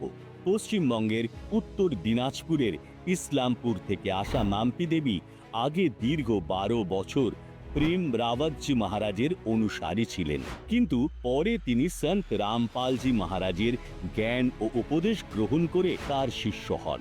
সন্ত রামপালজি মহারাজের কাছ থেকে নাম দীক্ষা নেওয়ার পর তার সংসার জীবনে শান্তি এসেছে, স্বামীর নেশার অভ্যাস দূর হয়েছে, এমনকি তার দীর্ঘদিনের শারীরিক অসুস্থতাও সেরে গেছে। এই সাক্ষাৎকারে তিনি জানিয়েছেন কিভাবে গুরু পরিবর্তনের ফলে তিনি প্রকৃত মোক্ষের পথ পেয়েছেন এবং যারা দুঃখে কষ্টে রয়েছেন তাদেরও সন্ত রামপালজি মহারাজের জ্ঞান গ্রহণ করার আহ্বান জানিয়েছেন।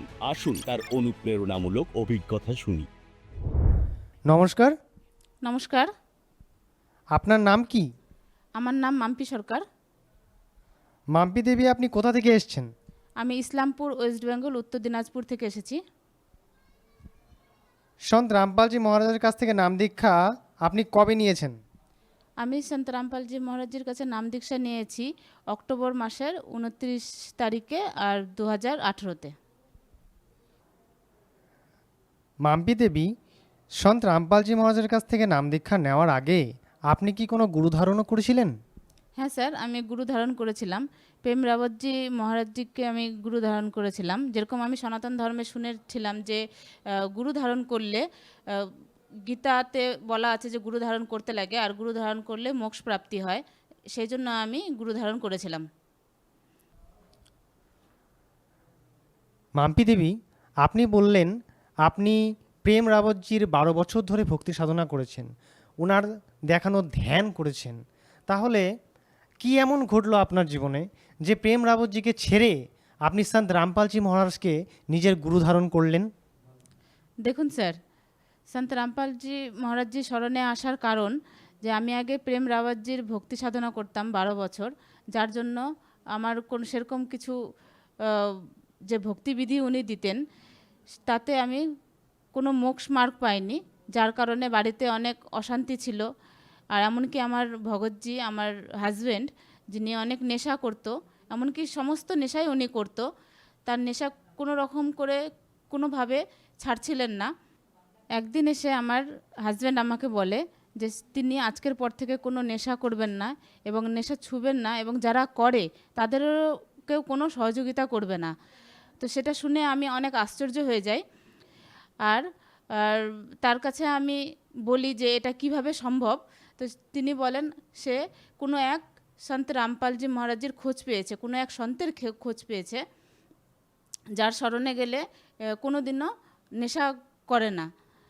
তা আমি তার কথা শুনে আমি ভাবলাম যে এত বছরের যে নেশা, এত বছর ধরে উনি যে নেশা করতেন সেটি উনি ছেড়ে দেবেন বলছে।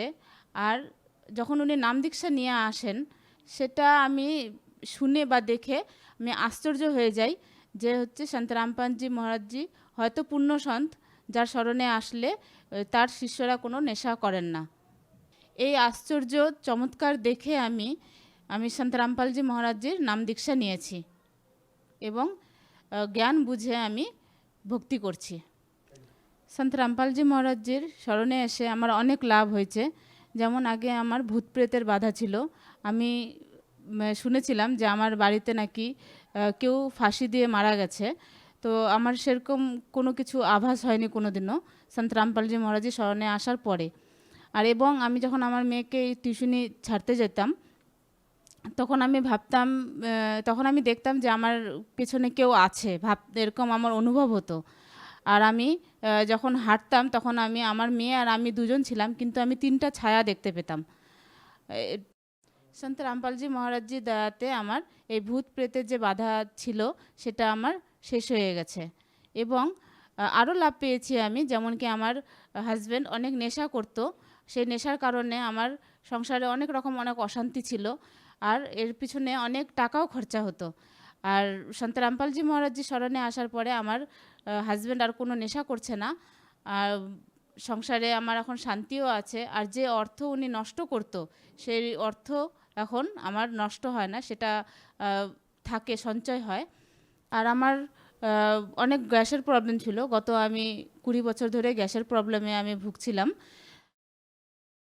সন্ত রামপালজি মহারাজজির স্মরণে আসার পরে সেই গ্যাসের প্রবলেম আমার সেরে গেছে, যার জন্য আমি প্রতিদিন 5-6টা করে আমি গ্যাসের ওষুধ খেতাম। আর অনেক আমার ব্যথা হতো, যে ব্যথাতে আমি অনেক অসুবিধাতে ছিলাম, আমার শরীরেও অনেক ঠিক থাকতো না। এখন আমার সেই অসুবিধা নেই, আর আমি এখন শারীরিক রূপে খুব ভালো আছি। আচ্ছা, আমরা ছোটবেলা থেকেই শুনে আসছি যে গুরু বদলানো নাকি পাপ লাগে। তো আপনি প্রথম থেকেই প্রেম রাবতজির বলা ভক্তি সাধনা করছিলেন, পরে আবার সন্ত রামপালজি মহারাজের স্মরণে আসলেন, তো এই বিষয়ে আপনার কি মতামত? না স্যার, গুরু বদলালে কোনো পাপ হয় না। যেমন কি আমাদের কোনো শারীরিক অসুবিধা থাকলে, কোনো অসুখ থাকলে আমরা যেরকম এক ডাক্তার ছেড়ে অন্য ডাক্তারের কাছে যাই, ঠিক সেরকমই গুরু, जब तक गुरु मिले ना साचा तब तक गुरु करो 10 पाचा। যেমন কবির সাহেবজি বলে থাকেন যে আমি কোনো নৌকাতে যাত্রা করছি, মাঝের নৌকায় যাই, আমি যে দেখি যে নৌকোটো ভাঙা আছে আর আমার পাশে আর একটা ভালো নৌকা আছে, তো আমি সেই ভাঙা নৌকো ছেড়ে আমাকে ভালো নৌকায় যেতে হবে। ঠিক সেরকমই সব গুরুর কাছে মোক্ষ মন্ত্র নাই, আর সেই ভক্তি সাধনা নাই, যার ফলে এই মানুষ জীবনের মোক্ষ প্রাপ্তি করা যায়।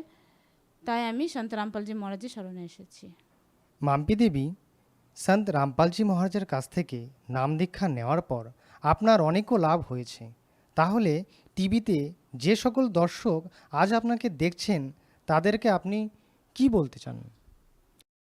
সে সকল ভাই বোনদেরকে আমি বলতে চাই যে আমার যেরকম লাভ হয়েছে, তারাও যদি কোনো অসুবিধায় থাকেন, কোনো কষ্টে থাকেন, বা সাংসারিক রূপে বা শারীরিক রূপে যদি কোনো অসুবিধায় থাকেন, তারা সন্ত রামপালজি মহারাজের জ্ঞান বুঝুন, জ্ঞান বুঝে সন্ত রামপালজি মহারাজের স্মরণে আসুন এবং লাভ গ্রহণ করুন। আচ্ছা, সন্ত রামপালজি মহারাজের কাছ থেকে নাম দীক্ষা নিতে আপনার কত টাকা খরচ হয়েছে? না স্যার, আমার কোনো টাকা খরচা হয়নি। সন্ত রামপালজি মহারাজের কাছে নাম দীক্ষা নিতে গেলে সম্পূর্ণ নিঃশুল্ক এবং বিনামূল্যে নাম দীক্ষা নেওয়া যায়। সন্ত রামপালজি মহারাজের কাছ থেকে নাম দীক্ষা নিতে গেলে কি করতে হবে?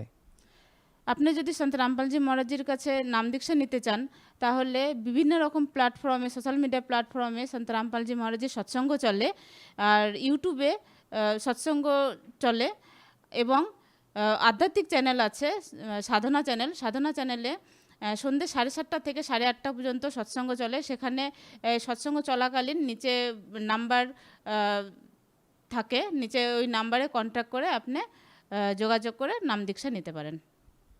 মাম্পি দেবী, আপনাকে আমাদের চ্যানেলে আপনার অনুভব বলার জন্য অসংখ্য অসংখ্য ধন্যবাদ। নমস্কার।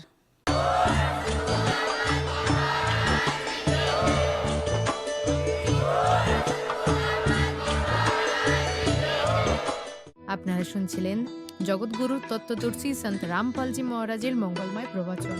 অধিক তথ্য জানার জন্য ভিজিট করুন আমাদের ওয়েবসাইট www.jagatgururampalji.org।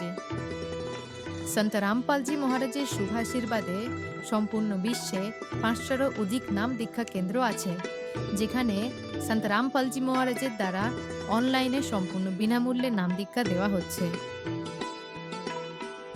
আপনার নিকটবর্তী নাম দীক্ষা কেন্দ্রের ঠিকানা জানার জন্য যোগাযোগ করুন 9188291491।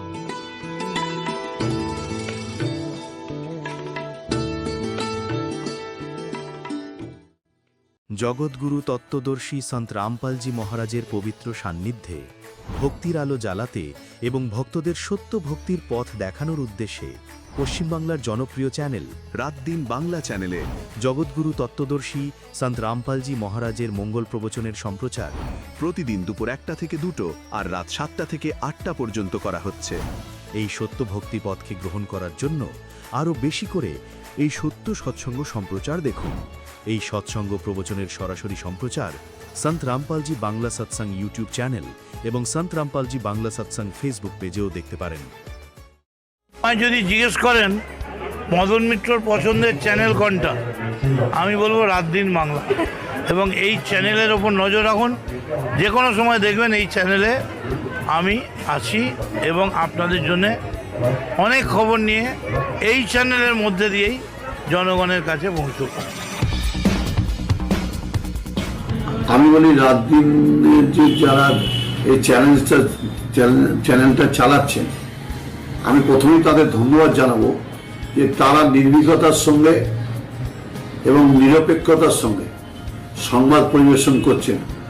আমি এই রাত দিন চ্যানেলের শ্রীবৃদ্ধি কামনা করি এবং মনে করি এই রাত দিন চ্যানেল মানুষের সঠিক তথ্যটা এবং আমাদের যে কোনো দলের কাজকর্মের সঠিক তথ্যটা মানুষের কাছে তুলে ধরবে এবং মানুষ তাতে বিচার করতে সুবিধা হবে। রাত দিন বাংলা চলে এসছে আমার কাছে এবং আমি জানতে পারলাম যে রাত দিন বাংলার 8 বছর পূর্ণ হয়েছে। তো বাকি নিউজ চ্যানেলদের মতো ওদের নিউজ চ্যানেলও প্রচণ্ড হাইলাইটেড হোক, ওরাও ভীষণ ভালো ভালো নিউজ আপনাদের সামনে নিয়ে আসুক, আর অবশ্যই আপনারা তার জন্য ওদের সাপোর্ট করবেন, নইলে ভালো ভালো কিছু জানতে পারবেন না। তো সেই লোভে আপনারা সাপোর্ট করে ফেলুন যাতে ওরা আরও 8 করে অনেক বছর এগিয়ে যেতে পারে। পক্ষ থেকে রাত দিন বাংলার সমস্ত ভিউয়ারকে জানাই আন্তরিক শুভেচ্ছা এবং শুভকামনা।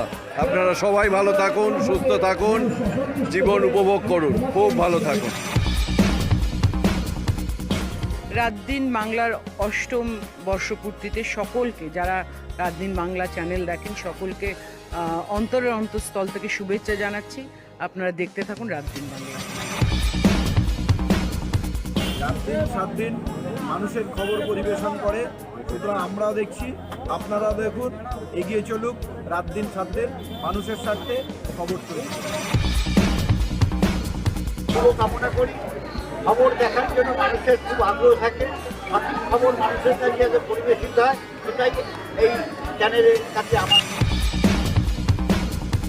রাত দিন বাংলা জিওর সঙ্গে সামিল হয়েছে, পুরো ভারতবর্ষে দেখছে। আমার জজবা ওয়েলফেয়ার তরফ থেকে, আমার পুরো টিম থেকে, জজবা থেকে আমরা অনেক বাধাই দিচ্ছি রাত দিন। আপনাদেরকে আন্তরিকভাবে অভিনন্দন জানাচ্ছি। আপনারা যেভাবে 8 বছর ধরে মানুষের মনের খবর নির্ভীকভাবে, নিরপেক্ষভাবে মানুষের কাছে পৌঁছেছেন, তার জন্য আন্তরিকভাবে অভিনন্দন। আর আপনারা যে পোর্টাল চ্যানেল খুলেছেন, যেভাবে আপনাদের চ্যানেল এতদিন পর্যন্ত যে পরিষেবা মানুষের জন্য দিয়েছেন, ঠিক একইভাবে টোটাল চ্যানেলও নির্ভীকভাবে, নিরপেক্ষভাবে মানুষের কাছে সংবাদ পরিবেশন করবেন। আপনাদের জন্য অনেক শুভেচ্ছা এবং ভালোবাসা। দেখুন, রাত দিন বাংলা আমার অনেক দিন থেকে পরিচিত। যবে থেকে লঞ্চ হয়েছিল সোশ্যাল মিডিয়া, এবার নানা রকম বিষয় নিয়ে আরও চ্যানেলগুলো তৈরি হচ্ছে।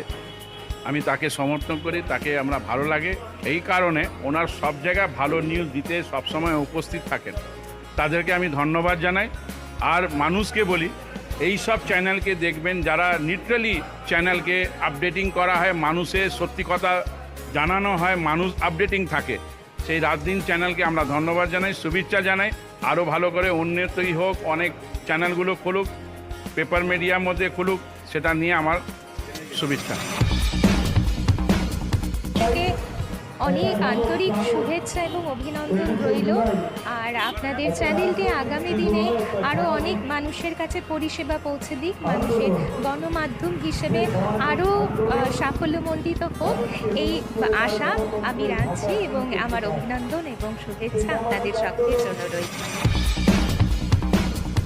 রাত দিন বাংলাকে আমি অশেষ ধন্যবাদ। তারা যেভাবে মাঠে ময়দানে রোদ বৃষ্টি ঝড়ে এইভাবে তারা প্রচার সংগ্রহ করে এবং মানুষের কাছে পৌঁছে যায় এবং ঘরে ঘরে এই সংবাদ পৌঁছে দিচ্ছে। রাত দিন সংবাদকে আমার তরফ থেকে অশেষ ধন্যবাদ। হঠাৎ করে অসুস্থ হলে চিন্তা কিসের?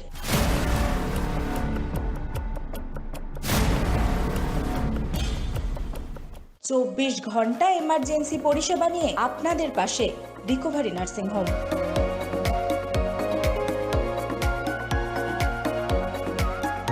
তাই দিন হোক বা রাত, রিকভারি নার্সিং হোম বাড়িয়ে দেবে সুচিকিৎসার হাত।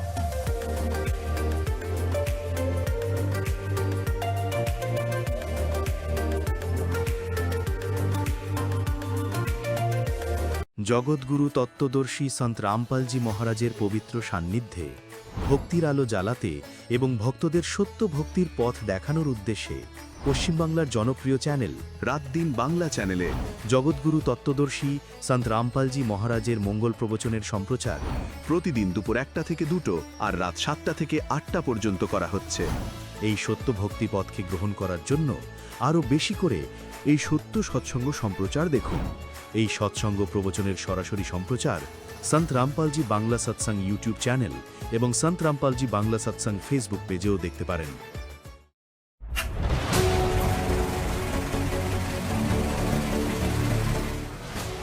এন্টারটেনমেন্ট টাইমস দেখতে চোখ রাখুন রাত দিন বাংলার পর্দায়।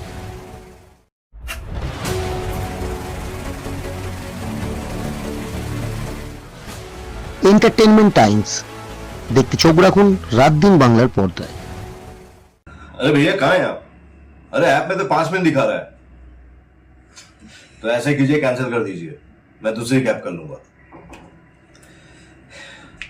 क्या बात कर रहे हैं आप? ऐप में तो 500 रुपए दिखा रहा है, आप एक्स्ट्रा क्यों मांग रहे हैं?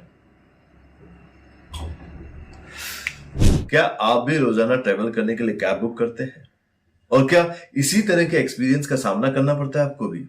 तो आइए, अब इस एक्सपीरियंस को बेटर बनाने का टाइम आ गया है रेडी टू कैब के साथ। रेडी टू कैब से इंडिया का most trusted and fastest growing cab booking platform. Ready to cabs पर आपको कैब बुकिंग सर्विसेज ही नहीं बल्कि यहाँ पर आप local taxi, rickshaw, AC non AC taxi सब बुक कर सकते हैं। और सबसे अच्छी बात तो यह है कि यहाँ पर आप अपना फेयर खुद डिसाइड करते हैं, है ना ये अच्छी बात? अब लंबे इंतजार की जरूरत नहीं है, ना ही एक्स्ट्रा फेयर देने की जरूरत है, और अपने डेस्टिनेशन पर लेट पहुंचने की टेंशन भी खत्म। यहाँ पर सिर्फ बुकिंग ही नहीं, रेडी टू कैब्स के साथ आप एज ए करियर भी अपने आप को ग्रो कर सकते हैं, जहां पर इंडिया के बाकी के सारे प्लेटफॉर्म के कंपैरिजन में आप ज्यादा रेवेन्यू जनरेट कर सकते हैं। तो अब इंतजार कैसा? बनाओ अपने कैब बुकिंग एक्सपीरियंस को बेटर रेडी टू कैब्स के साथ।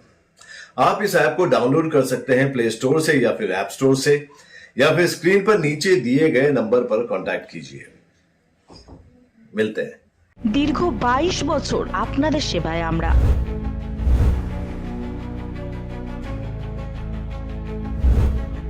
আমাদের ডাক্তারবাবুরা 24 ঘন্টাই আছে আপনাদের পাশে।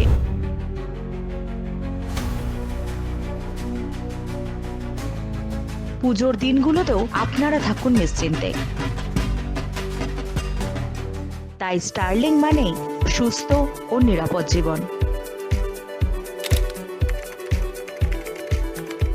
এসে গেছে বাংলার একমাত্র unique reality game show Sreemoyee superstar season 2।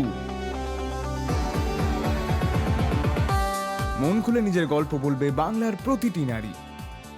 আমার নাম সোমা দাস। মাত্র 20 টাকা চিকেন বিরিয়ানি, আমি 20 টাকা চিকেন বিরিয়ানি। আমার শাশুড়ি আমাকে খুব মারধর করতেন, এর মধ্যে আমার স্বামীও যুক্ত রয়েছে, যে আমাকে প্রচণ্ডভাবে এনারা স্ল্যাং ল্যাঙ্গুয়েজ দিয়েছে, আমার বদনাম করেছে, আমাকে বাজেভাবে বাড়ি থেকে তাড়িয়ে দিয়েছে মারধর করে। থাকবে দারুণ হাসি, ঠাট্টা, গান, গল্প আর আনলিমিটেড গিফটস জিতে নেওয়ার সুযোগ। আর সাথে থাকবেন আমাদের সবার প্রিয়, সবার কাছের হোস্ট কাঞ্চনা দি। নমস্কার, আমি কাঞ্চনা মৈত্র। গেম খেলুন, প্রাইজ জিতুন আর হয়ে উঠুন বাংলার আসল শ্রীময়ী সুপারস্টার। রেজিস্ট্রেশনের জন্য এখনই যোগাযোগ করুন স্ক্রিনে দেয়া নাম্বারে। বাংলার শ্রীময়ীরা রেডি তো? এবার পালা স্বপ্ন পূরণের। খুব শীঘ্রই আসছে আনলিমিটেড মাস্তি, মজা, ফান আর মনের গল্প নিয়ে শ্রীময়ী সুপারস্টার সিজন 2, শুধুমাত্র রাত দিন বাংলার পর্দায়। শ্রীপুর 4 নম্বর ওয়ার্ডের রাস্তায় বেহাল দশায় নাজেহাল স্থানীয় বাসিন্দারা। হাফলং পুলিশ রিজার্ভ ও জেলা শাসকের কোয়ার্টারের ঠিক পাশের এই গুরুত্বপূর্ণ সড়কটি দীর্ঘদিন ধরে ভাঙাচোরা অবস্থায় পড়ে থাকলেও প্রশাসনের কোনো নজর নেই। পিচ উঠে গিয়ে বড় বড় গর্ত তৈরি হওয়ায় স্কুল কলেজের ছাত্রছাত্রী থেকে শুরু করে অফিসগামী মানুষ, এমনকি জরুরি পরিষেবাও ব্যাহত হচ্ছে। স্থানীয়রা অভিযোগ করছেন, বারবার জানিয়েও পঞ্চায়েত বা সংশ্লিষ্ট দপ্তর কোনো মেরামতির উদ্যোগ নেয়নি। এলাকাবাসীর মতে এত গুরুত্বপূর্ণ দপ্তর থাকা সত্ত্বেও রাস্তা সংস্কারের এমন উদাসীনতা দুর্ভাগ্যজনক। দ্রুত রাস্তাটি মেরামত করে স্বস্তির পরিবেশ ফিরিয়ে আনার দাবি তোলেন ভুক্তভোগীরা। ব্যুরো রিপোর্ট, রাত দিন নিউজ নেটওয়ার্ক। ধর্মনগর থানার অন্তর্গত দুর্গাপুর এলাকায় একটি সড়ক দুর্ঘটনা ঘটে। অগ্নি নির্বাপক সূত্রে জানা যায়, MG087744 নম্বরের একটি বোলেরো পিকআপ ভ্যান এবং TR05F5435 নম্বরের একটি বাইকের মধ্যে সংঘর্ষ হয়। সংঘর্ষের তীব্রতায় বাইক চালক মাটিতে লুটিয়ে পড়ে গুরুতরভাবে আহত হন। ঘটনার খবর পেয়ে ধর্মনগর অগ্নি নির্বাপক দপ্তরের কর্মীরা দ্রুত ঘটনাস্থলে পৌঁছে আহত বাইক চালক ত্রিপঙ্কর সরকারকে উদ্ধার করে ধর্মনগর জেলা হাসপাতালে নিয়ে যান। বর্তমানে তার চিকিৎসা চলছে বলে হাসপাতাল সূত্রে জানা যায়। ধর্মনগর শহরে প্রতিনিয়ত বাড়তে থাকা সড়ক দুর্ঘটনা নিয়ে স্থানীয় সচেতন মহলে প্রশ্ন উঠছে ট্রাফিক ব্যবস্থাপনা নিয়ে। শহরের অধিকাংশ গুরুত্বপূর্ণ মোড়ে ইলেকট্রনিক সিগন্যালের অভাব এবং থানার সন্নিকটে থাকা একমাত্র সিগন্যালটি দীর্ঘদিন ধরে বিকল। এই বিষয়গুলোকে দুর্ঘটনার মূল কারণ হিসেবে দেখছেন স্থানীয় বাসিন্দারা। শহরবাসীর দাবি, ধর্মনগরের ব্যস্ততম সব চৌমাথায় অবিলম্বে ইলেকট্রনিক সিগন্যাল বসানো হোক, তাহলে অনেকটাই কমবে দুর্ঘটনার প্রবণতা। ব্যুরো রিপোর্ট, রাত দিন নিউজ নেটওয়ার্ক। আচ্ছা, আপনি ধর্মনগর আইতেছে? এটা হয়েছে কোন জায়গায় ঘটনাটা? মানে এই অ্যাক্সিডেন্টটা কোন জায়গায় হয়েছে? কোন জায়গায় ঘটনা? দুর্গাপুর না? আচ্ছা, আপনার বাড়ি কোন জায়গায়? বাড়ি মিজোরাম।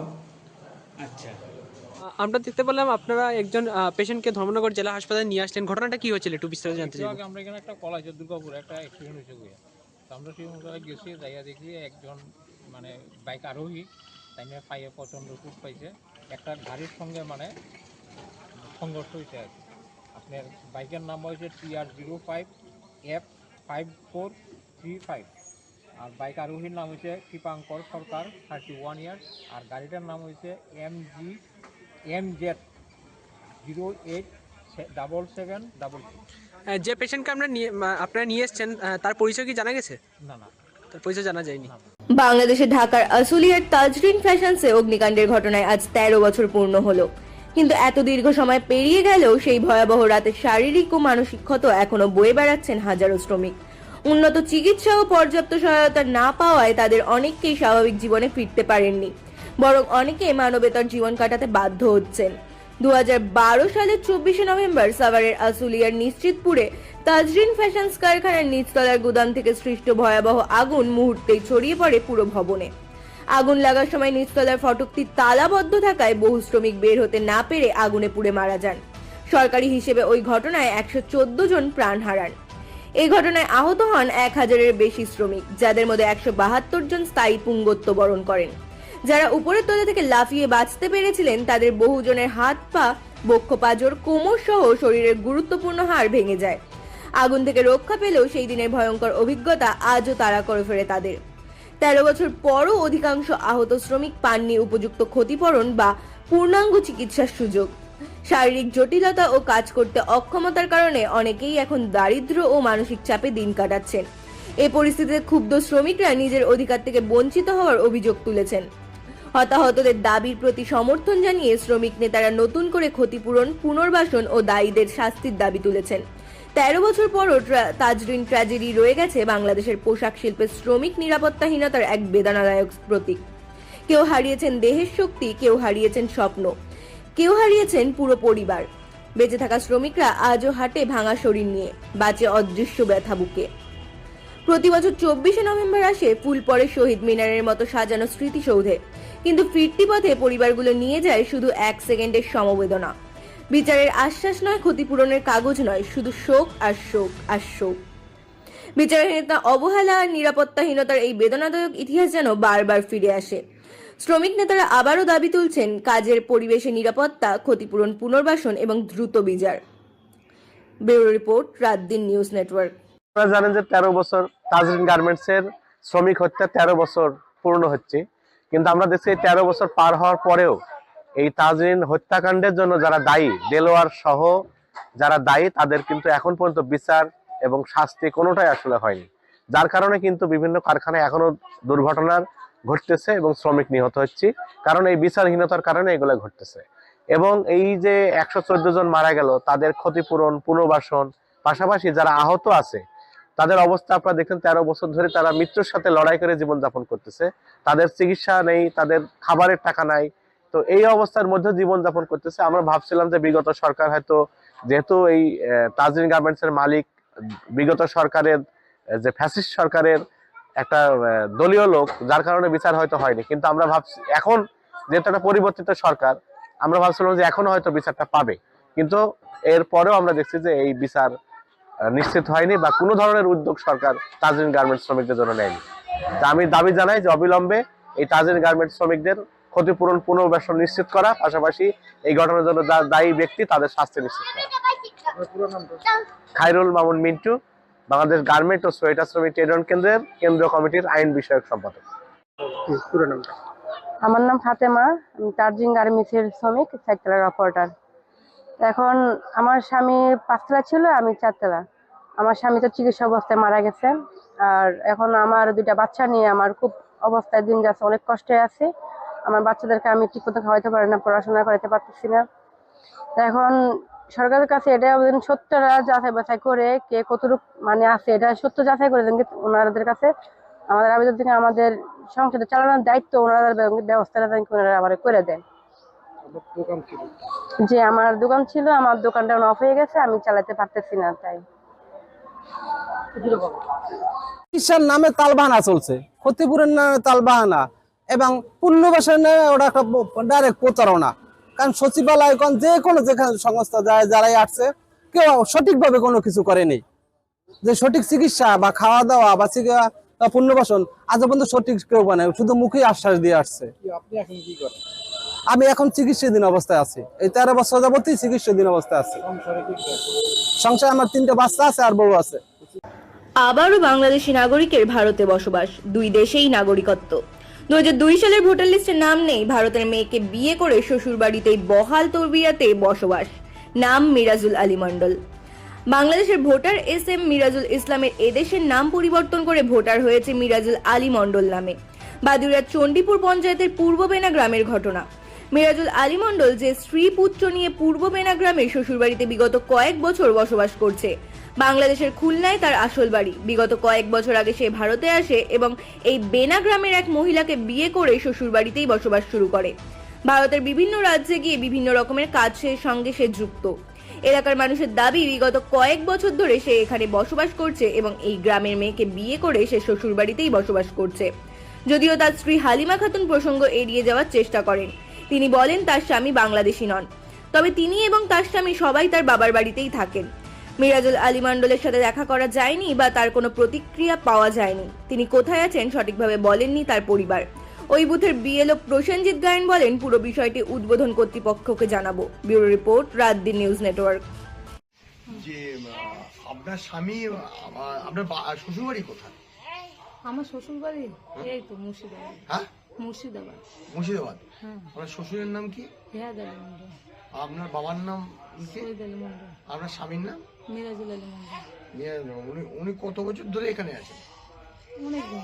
কতদিন একটু মোটামুটি বলুন। দাদা, তা ওই আর কতবার ভোট দিয়েছেন উনি?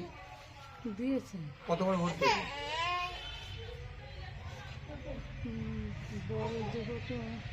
ভোট দিয়েছে, 2-3 বার দিয়েছে। ভোট দিয়েছে। ভোটার হয়েছে কত সালে? দেখেন, আমি তো অত পড়াশোনা যাই না, আমি তো বুঝি না তো, বুঝছেন? এই জন্য বুঝি না। বাংলাদেশের খুলনায় বাড়ি বলছে SM মিরাজুল ইসলাম, আপনার স্বামী? না। তার ভোটার কার্ডও রয়েছে? না। বাংলাদেশ থেকে কবে এসছে ভারতে? বাংলাদেশের বাড়িকে তো আমি কখনো যাই না। না, আমি ওটা কখনোই শুনি। ওটা আমি না, ওটা কখনোই শুনি না। আপনি শ্বশুরবাড়িতে গিয়েছেন? শ্বশুরবাড়িতে কখনো গিয়েছেন? হ্যাঁ না, আমি কখনো যাইনি। কখনো নিয়ে যায়নি? না, আমি যাইনি, নিয়ে যেতে চাইছি, আমি যাইনি তো, আমি বাড়িতে থাকি। এই যে হেয়াদ আলী মন্ডল, তার তো কোনো এখানে ঠিকানা নেই, এখানকার বাসিন্দা তো নয়। না, সে অন্য জায়গায়, আমার শ্বশুর বাড়ি যেখানে, সে কোথায় শ্বশুরবাড়ি? কোথায়? খুলনা জেলা? মুর্শিদাবাদ, খুলনা টুলনা, আমি সব কখনো নাম শুনিনি, কখনো আমি নাম শুনিনি সব। ওর মুখে কখনো বাংলাদেশে বাড়ি বলতে কখনো শুনিনি। স্বামী